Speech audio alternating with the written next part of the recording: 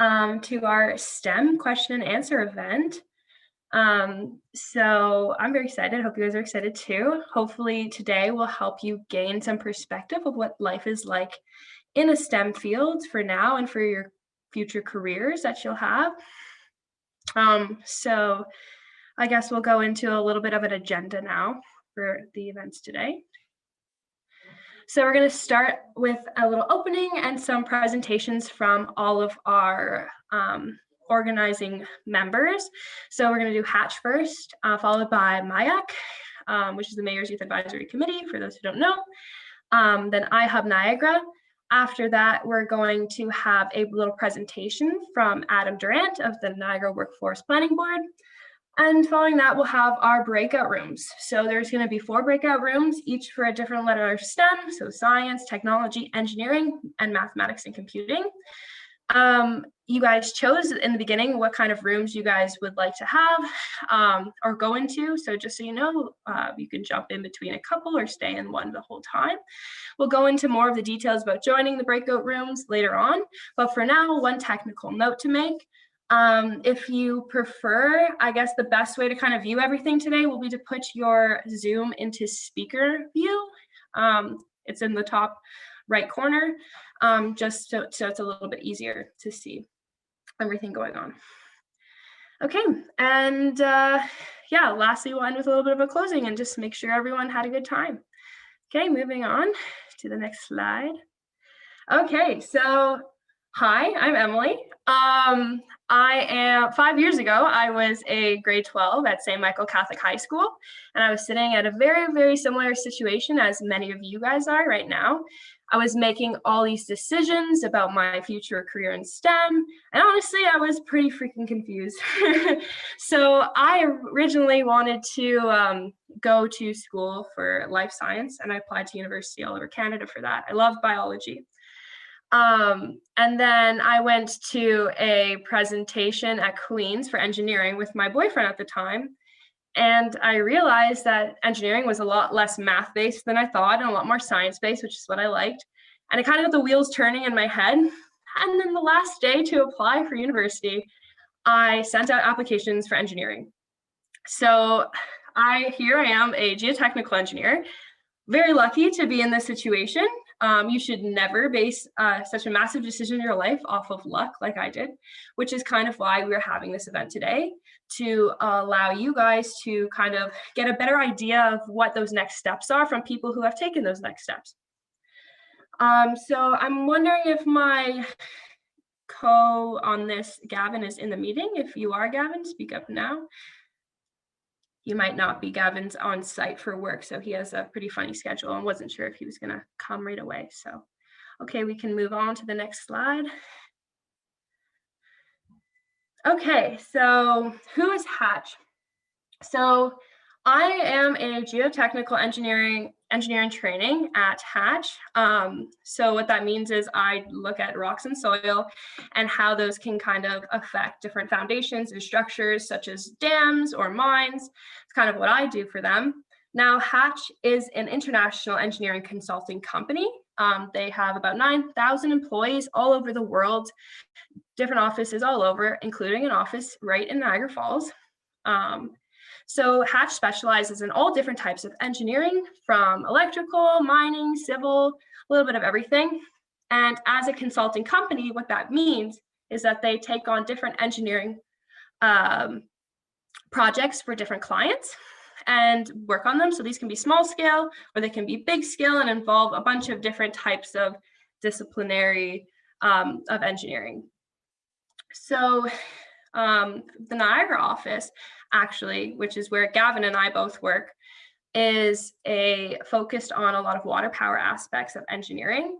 So this includes hydroelectric dams, earth embankment dams, concrete dams, like some of the ones you might see along the falls there. So a lot of our senior staff did a lot of that infrastructure, which is really cool and really neat to learn off of. And this is all from the power itself to the structures as well. And a little note about Hatch is we're really focused on creating positive change. So with any project that we take on, we always try to do it ethically, sustainably, and taking in consideration not only our clients and the people involved, but the world as well. Because our world is changing, and there's the climate change and growing populations, and these are important factors that we keep in mind when making every decision we do. So now a little bit about today before I pass the mic off to Mayak. That, as I mentioned, every single one of these people on the panels you'll talk to today has been right in your shoes. At one point, they were a grade 12 student somewhere making these same decisions you're making right now. So it's important for you today to listen and to hear that all their experiences and the challenges that they have faced, as well as to ask questions, and ask questions you won't be able to Google, ones that you can kind of really connect with these people and see what their career path has been like on a more personal level. And lastly, I hope from today you take away a good connection with these people, whether it be the students in your room or the mentors on the panels themselves, and to have these connections for life and to constantly use them as resources. So yeah, I'll pass the mic off now to Arul and Saloni from MYAC.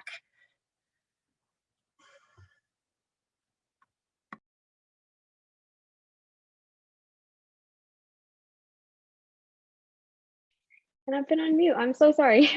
Thank you, Emily. So just to introduce myself, hi, I'm Saloni Sharma. I'm a grade 11 student at Wesleyan Secondary School, and this is my 3rd year on MYAC. I co-chair the Youth Voice Subcommittee alongside Arul, and we're both really excited about the amazing panelists and speakers we'll be hearing from tonight. Hi, my name is Arul, and I'm a senior at Ridley College. I've been serving on MYAC for 3 years, and I'm currently the co-chair of the Youth Voice Subcommittee alongside Saloni. So just to provide an overview of what MYAC is, MYAC stands for the Niagara Falls Mayor's Youth Advisory Committee. It consists of 28 students, so that's 5 students from each of the 5 Niagara high schools, 2 from independent schools, and 1 MYAC alumni. MYAC serves to provide a voice for the youth of Niagara, advising council and the mayor on youth issues. We also organize many youth-focused community events and campaigns. MYAC consists of 4 subcommittees focused on youth engagement, volunteerism, environmentalism, and youth advocacy, and allows students to focus on launching campaigns and hosting events that are in line with their interests and passions. So some events that you may recognize MYAC has undertaken in the past include the Niagara Student Summit held annually at Brock University, skate nights, and Schoolapalooza.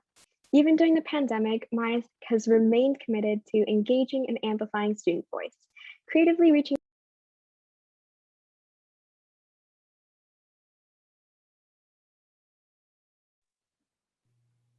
Sorry about that. Oh my God. Sorry, I have so many tabs open. So some events that you may recognize that MYAC has undertaken in the past include Niagara Student Summit held annually at Brock University, skate nights, and Schoolapalooza. So even during the pandemic, MYAC has remained committed to engaging and amplifying student voice, creatively reaching students by organizing virtual events such as the Virtual Youth Forum, launching digital campaigns, and hosting online competitions.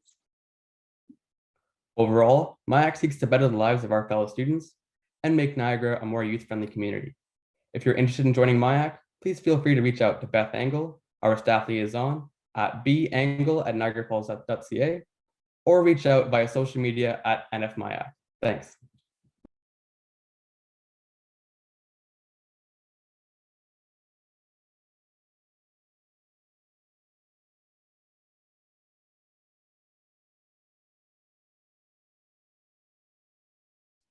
Just kidding, I also did the mute. So I think it's time for us at iHub to jump in here. So hi, everyone. My name is Alexis Kleiman. I'm the Community Relations and Student Experience Manager at the iHub. And I'll invite my colleague and friend, Anna, to share her camera and unmute herself and introduce herself. Hello, everyone. My name is Ana Maria Dragoi. I'm the Manager of Innovation and Academic Engagement at iHub, and I work alongside with my friend and colleague Alexis since 2015. Yes, thank you, Anna. So we're both very excited to be here for this event and be a part of this great opportunity for local high school students to connect and learn from local young professionals about STEM career pathways in our community here. So just a little bit about iHub. We are an education technology incubator, an innovation hub that's powered by the District School Board of Niagara. So we're actually located in a DSBN school, actually in St. Catharines, the DSBN Academy. And we do a couple of things. So on one side, we operate as an education technology incubator, meaning that we support education technology startup companies to get them into the K-12 classroom. So we help them grow their business idea, starting from idea stage and up. So we support them with industry connections, classroom connections, as well as business development and consultation. And on the other side, what we do is service DSBN students and teachers. And we do that by, one, connecting them with the education technology startup companies that we support, giving them some innovative connections to new and emerging technologies. And then we also provide in-house STEM education training ourselves, as well as entrepreneurial development training. And then we also partner with various education technology companies and otherwise to be able to provide STEM education and entrepreneurial opportunities to Niagara youth from the District School Board of Niagara. So again, we're very happy to be here and look forward to this event.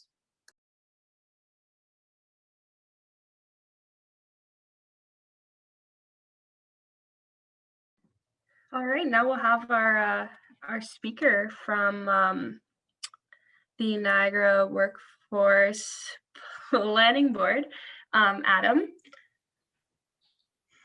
Great, thank you so much, Emily. Just give me a second. I'm going to get my slides up and on the screen here. And hopefully everybody sees my slides now, and someone will yell at me in chat if not. Yes, okay, we're good. All good. All good, perfect. That's what I was waiting for. Thanks so much.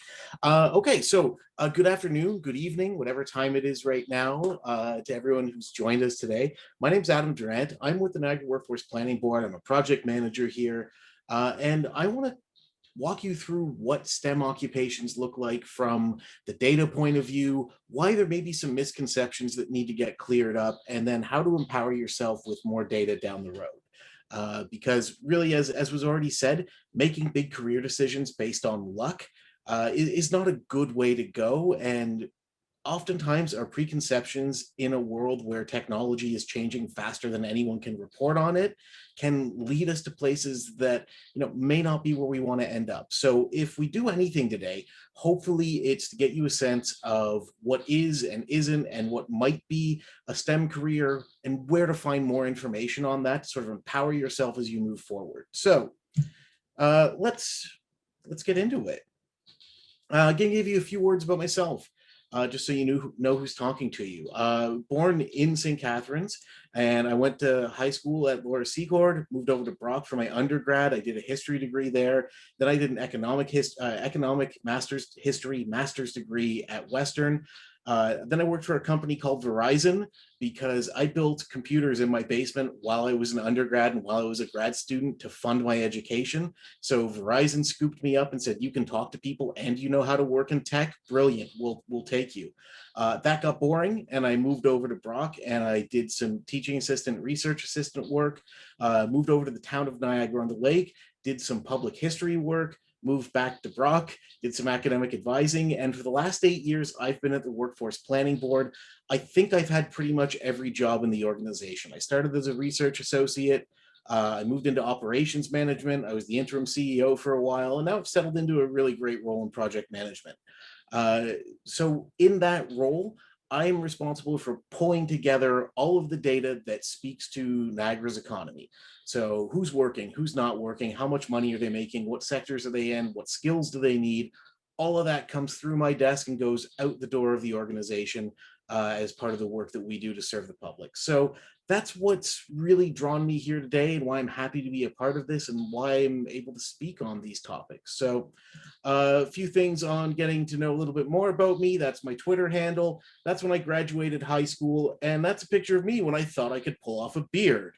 I show it as to remind myself never to take myself too seriously, and also to teach one valuable lesson, that just because you see a movie with an actor that you like and you think you can pull off that look, doesn't mean that you can. So take this as lesson number one for a truth working in any STEM relevant field. We only fail when we don't learn from our mistakes, and that's why I don't try and look like Michael Shannon anymore. So that's thing number one to take away. The other reason why I've decided to give you this little history lesson on myself and a photo essay on what was really a tragic personal aesthetic that I tried to pull off, it comes from the fact that oftentimes you think you're going to go into a presentation giving one talk, and then you start getting the prep work done for it and you realize that you're not going to give that talk. Because I was ready to frame this as a conversation on how, despite a weird academic background and moving around from a variety of industry sectors, at the core, I can say, yeah, I'm just like everyone else here. I'm a STEM junkie. And then I got into the data, and the data said, no, maybe you're not, Adam. So this presentation started as something very, very moving in one way. And by the time we're done, you're going to see why it ended up in a completely different direction.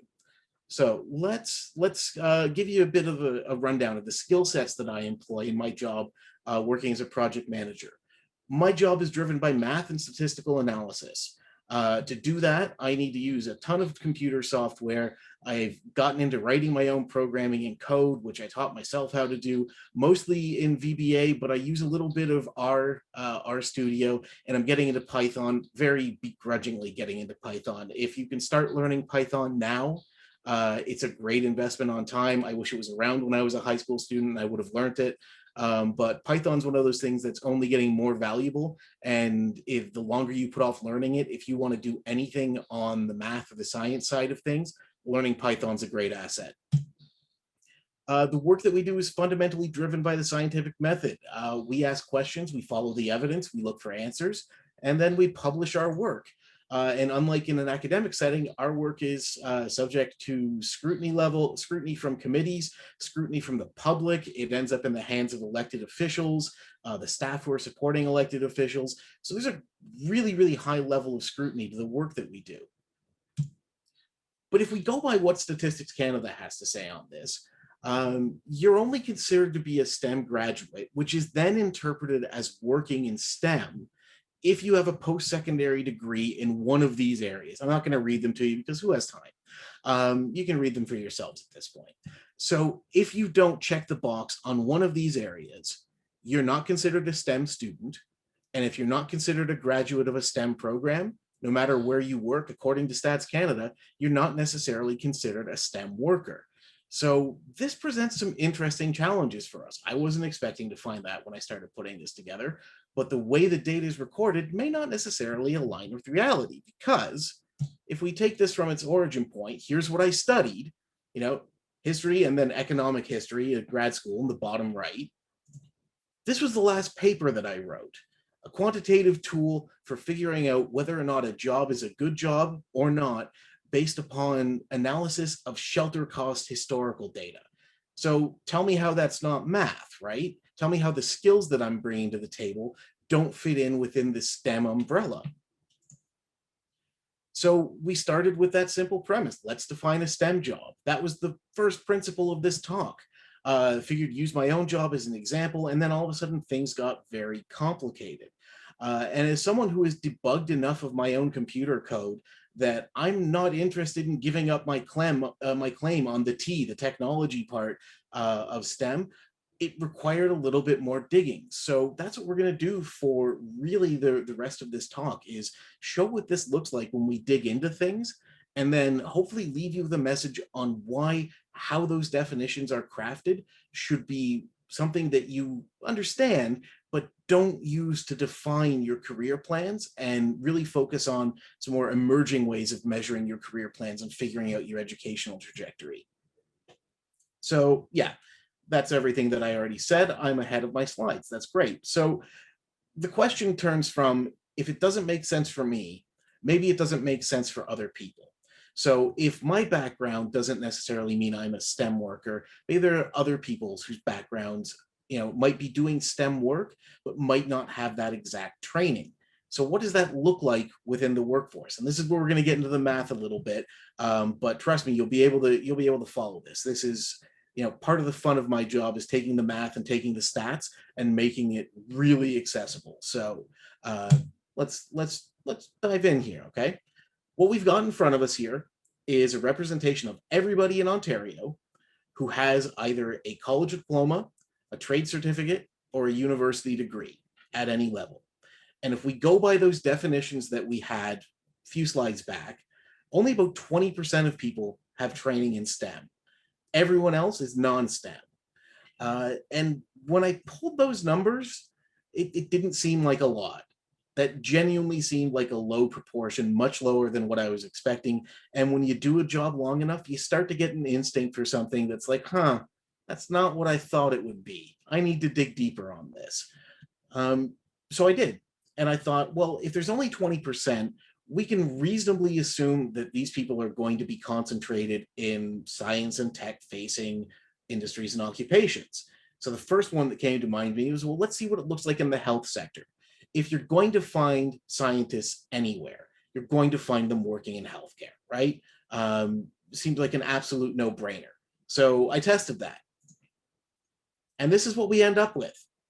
We end up with apparently only 10% of the people working in health occupations in all of Ontario have a STEM background, which means they qualify as STEM workers. I don't know about you, but I looked at that and I thought, well, what are the other 90% doing? There's no way that 90% of all health occupations are what? Accountants? Like it absolutely doesn't make sense. And when things don't make sense like that in really dramatic fashion, you pull in another data point. Once is an anomaly. Twice is a curiosity. 3 times we start getting into a pattern on things. So this is one. Let's look at number 2. I looked at natural and applied sciences occupations, where every science job should be. And still we have 28% of those as not STEM jobs. And again, same question, what are they doing? Are there that many publicists? Are there that many PR people? Certainly, anyone who's looking to hire a scientist or a person with a natural and applied sciences background, but they're not all hiring STEM workers. I should expect that STEM rating to be at about 90%. Instead, it's only at 70%. So at that point, I'm like, all right, this is real weird. This is really weird, and I don't like it when things are weird because I like order and structure. So I pulled all of Ontario, every major occupation group for all of Ontario, who's STEM and who's not STEM. And I saw some things that made sense here, but I saw enough that didn't make sense to make me think we've got some more interesting things going on. So let's work our way across. Management occupations. Okay, more people working without STEM degrees or qualifications than STEM degrees and qualifications. That totally makes sense to me because management's typically its own field. You want a business background for that. You want people who are specialized in leadership-based skill sets. Totally makes sense. Business and finance, yeah, okay, a little bit, I guess. Seemed a little bit low. You'd think there would be more people with some sort of applied math background working in this field. All right, fine. Sciences, you've already seen the percentages on that. That's the raw numbers. Okay, a lot, but I thought it would be more. Health is the big weird one. You think that would be disproportionately STEM workers, not. Education and law, so, right, are we to assume there's only 96,000 people in Ontario that teach within science, technology, engineering, math, computer science?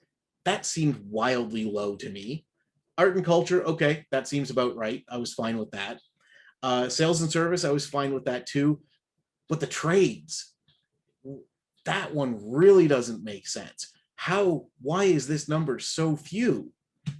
Natural resources, same sort of ratio. There's not a lot of jobs in natural resources, but the jobs that are there where you have people with post-secondary training, I expected to see more on the science side, because agriculture is a science. It's not, throw some things in the ground and hope something comes up.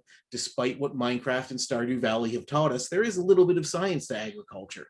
And then manufacturing, same sort of switch. Why so low? Why so few STEM occupations? So I took this and I went to my colleague, who's another project manager at the planning board. I showed it to her and I said, what do you think? And where we both landed on it was this. Maybe the challenge here is that the definition of STEM jobs that was written to 2006, that STEM definition was created. Maybe that STEM definition, such as it is now, is great for statistical analysis, but it might not capture the way STEM skills overlap with where people are working. That was what we took from it, because we had all this data that just fundamentally didn't make sense. So we thought, maybe educational qualification isn't the way to think about this. Maybe that's one path, but perhaps the skills that people cultivate could be a little bit more of an interesting way to sophisticate this conversation. Because the counterpoint to that is, if we reject that alternative, if we say, no, let's stick with what the numbers tell us, then it means that 90% of employment in health industries where people have post-secondary training is not in STEM. That is a lot of artists, philosophers, and accountants working in health, and not a lot of doctors, nurses, radiologists, and everybody else that you would expect to find working in health. If we go right by that book as well, that means 30% of the occupations employed in people employed in science aren't actually the S in STEM, they're something else. And 68% of the employment in manufacturing is not the technology, not the engineering, and not the math in STEM. And you can ask anyone who works in manufacturing, anyone who runs any sort of manufacturing operation, they're going to tell you just how much engineering and mathematics factors into the day-to-day work. So part of being a good data analyst is recognizing when maybe the data sources you have in front of you aren't serving people the way you want them to. So like I said, this was going to be a nice simple talk that I had prepared on, hey, let's talk about what STEM jobs look like. Instead, we're going down this road. So, you never stop learning, you never stop working in a field where you have to take your preconceptions, work with them as best you can, but then when new data comes around, you take what was the established practice and you measure that established practice against what the new data is telling you. And in this case, that's where we are. So we're not done yet. Don't worry. There's more to come. Got a few minutes left. So if we're going to say that the degree that you took may not necessarily have a bearing on the industry in which you work, that there are possibly people who don't have STEM degrees who are doing STEM work in STEM fields, maybe we need to talk about skills. Maybe we need to look at what employers prioritize when they're trying to find people. And to do that, we poll job demand. This is another fun thing that we do. We aggregate job postings. We take every online job posting we can get. We feed them through an algorithm. The algorithm is able to pull out in-demand skills. It's able to figure out where the job is. We can put it up on a map. I have links to all that fun stuff at the end of the presentation. So we said, let's look at skills, and let's look at skills for all industries where employers want to hire people who have a background in science, and they want to hire people who have a background in manufacturing, because those are, fairly reasonable estimates for this. Let's put health aside. Maybe that's something weird. Let's focus on the science and manufacturing, because we know that's going to give us, some reasonably reliable data. And once again, prepared to have your expectations turned on their head.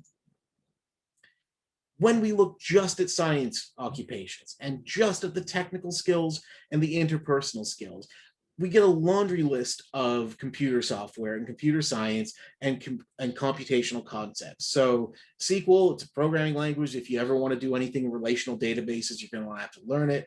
Auditing, particularly when you're looking at code auditing, that's where that's coming from. JavaScript, a language I've never bothered to learn. If you know it, that's an amazing skill to have. AutoCAD, if you're interested in doing any design, that's a skill set you're going to need.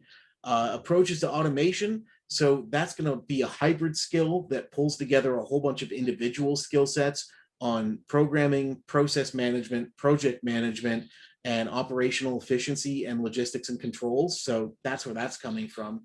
And then just general computer science. Okay, great. Every number here is a time that we saw an employer who wanted to hire someone with a background in the sciences posting that skill. But then you look at the interpersonal skills.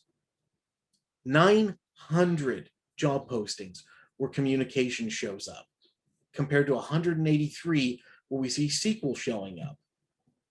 501 for problem solving compared to 162 for auditing.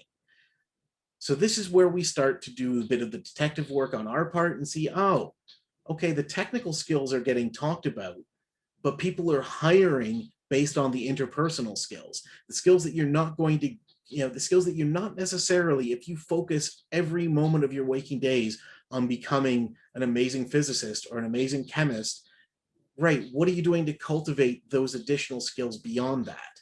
So once is an anomaly, twice is a curiosity. What happens when we go over to yeah, I already covered that. Thanks, Adam. Keep up. Got to keep up with my own presentation, getting ahead of myself. What happens when we go over to the manufacturing occupations? It's the same thing, but to a slightly different scope. The manufacturing skills that we saw in demand: packaging, labeling, machine operation, protective equipment, warehousing, machining, painting. Okay, over on the interpersonal skill side, detail-oriented individuals, communications, customer service, operations, driver's license. Okay. Starting to see something interesting emerging in all of this. We're seeing that those technical skills, the things that you would go do post-secondary study, in the trades, at the college level, the university level, those are important, but employers are prioritizing the interpersonal skills just as much, if not more, sometimes 2 or 3 times more than the technical skills. So this was, again, another unexpected outcome based on what we thought we were going to do for this talk. So let's give you 3 things to take away from this. 3 things that you should be able to say, right, what did Adam talk about? Here's where you land on, okay? Number 1 is this: don't let easy definitions point you in a single direction. Emerging fields are probably not going to be covered by the textbook definition of what is STEM. Business analytics, for example, that is going to be one of the most in-demand occupations over the next 20 years. It's going to be driven by math, statistical analysis, and your ability to work with, what probably is going to be 2nd or 3rd year level computer science by the time this profession comes into its own. But it's not a STEM profession if we go by what's in the book. So don't let arbitrary definitions trap you in a way of thought. If you say there are 3 skills I want to do and I want to put them together into one potential job, it doesn't, just because that job you can't think of what it is, doesn't mean it's not out there. So avoid letting the definitions control your life. That's thing number 1. Thing number 2, employers who are hiring people in typical STEM occupations are prioritizing interpersonal skills as being as much in demand as technical skills. So it's not enough to know how to build that relational database if you can't communicate to people why a database would make their life easier. The ability to sell something, even if you're not doing it in a sales capacity, but even if you're just pitching it internally to your colleagues and trying to help them understand why a process you've created is more efficient than a process they're using, it requires those interpersonal skills. And even if you're thinking, you want to go pure science, pure math, pure physics, you want to go the academic route, you want to get tenure somewhere, and you want to do amazing research and discoveries, think about it this way. No one goes anywhere in academia without being able to, first, publish a dissertation, second, write funding applications to get grants, and third, be able to talk about their research in a way that gets you on the news every night. How many times do you turn on the news, read the paper, and see a scientist who's talking about the work that they've done? Being able to take your extremely technical, very, very focused field and have a conversation about it in a way that anyone can understand is a skill in and of itself, and it's one that you need to cultivate as early on in life, which is a really, really long-winded way of saying, don't be like someone who I went to high school with that thought that getting a 51 in English balanced with getting a 95 in calculus. I'm not naming names. I'm just saying don't do that. And then the third thing, understand that people, even though those STEM textbook definitions were weird, even though you can look at them and go, that doesn't make sense, and that was the whole sort of premise for this talk, what you can take away from that idea is that people with STEM backgrounds work across the entire occupational spectrum. There are people who have a specialized background that are in every field, from agriculture to manufacturing to business. Everything touches STEM.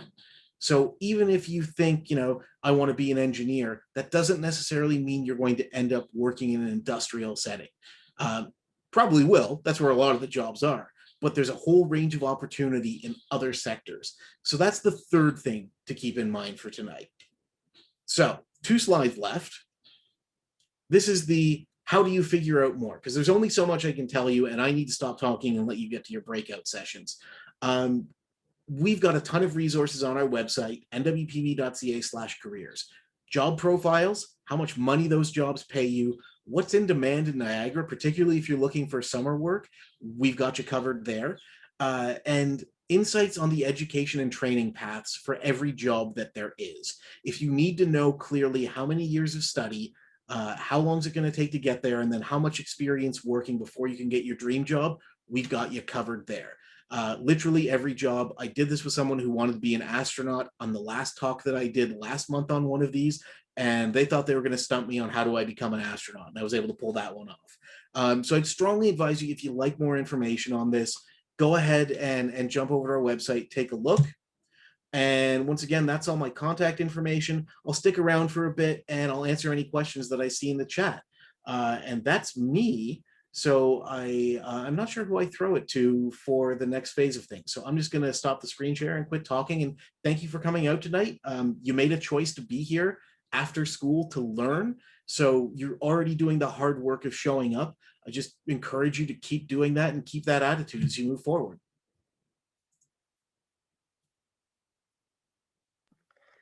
Thanks so much, Adam. That was awesome. I learned so much from that presentation as well. I'm just going to pass it over now to Arul and Saloni again to kind of just go over a little bit about some of the breakout rooms before we all split up. But again, thank you so much, Adam. That was awesome. All right, thank you. So we're going to be moving into our breakout rooms soon, and I'd just like to take a minute to provide a quick overview of how that's going to work.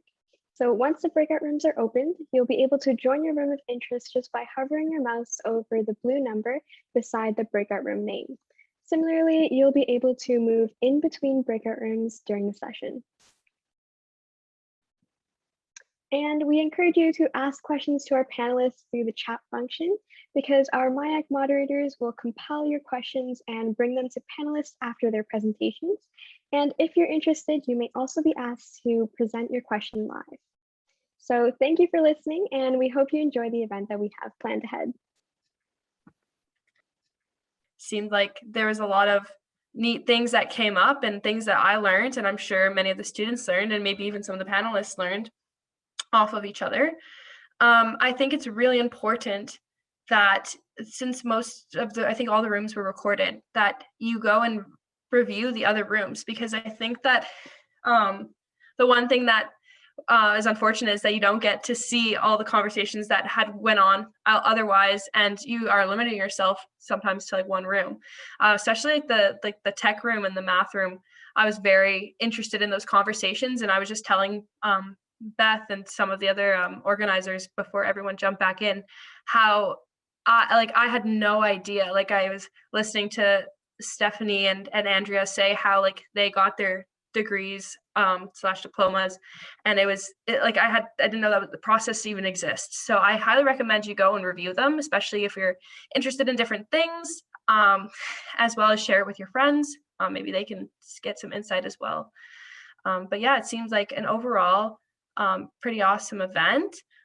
Does anyone have any comments or anything they want to share with the group that they maybe learned, or thought was fun, or something that we could take if we did this event next year again, what we could do differently, or what they enjoyed. Again, I want to say thank you to all of our panelists and to our speaker, Adam, if he's still around. But most of all, like, thank you to the organizing team. It was a pleasure to work with every single one of you, from MYAC to iHub, and hopefully we'll be able to collaborate and do similar stuff like this in the future, as well as with the panelists. Hopefully you guys keep in touch with me and keep in touch with each other, because it's good for us even to grow our network here in Niagara. I had no idea that there was as many of us as there are, and so it's exciting to know that we can be a part of each other's lives in a way too. I'm just going to check some of the comments here, see if there's anything I should mention. Yeah, looks good. Yeah, I'm not too sure, Beth, where are we going to put the recordings? I think that we'll probably have a link, if you can, on the Hatch website, on the MYAC website, and we'll also put a link in the MYAC link tree. So if you just want to follow MYAC at NF on Instagram, we'll put a link there.